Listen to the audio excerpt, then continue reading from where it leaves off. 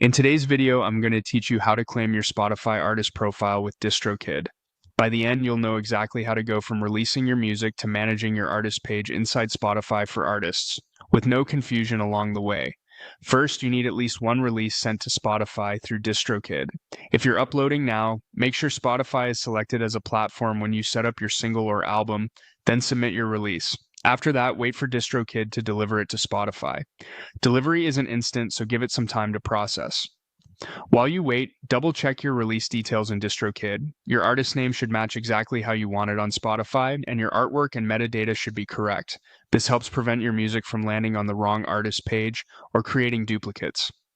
Once your release has been delivered, head into your DistroKid account. Open the menu, go to Goodies, choose Special Access, and select Spotify for Artists. This takes you to the DistroKid Spotify Access page that starts the claiming process. It's the official route, so you won't need to hunt around for forms or external links. On the Access page, you'll be prompted to select your artist name from the releases associated with your DistroKid account. Then you'll log into your Spotify account and verify your identity.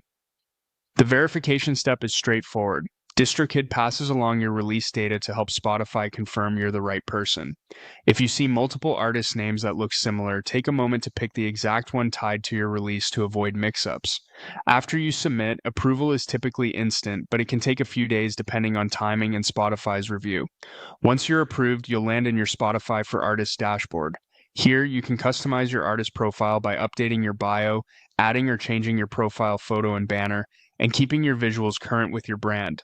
You'll also get access to listener and stream analytics, which are incredibly useful for understanding what songs are connecting and where your audience is growing. From this dashboard, you can pitch upcoming releases for Spotify editorial playlists, manage your artist pick, and keep your profile looking sharp. A couple of important notes as you wrap up. Your release usually needs to be live on Spotify before the claim goes through successfully.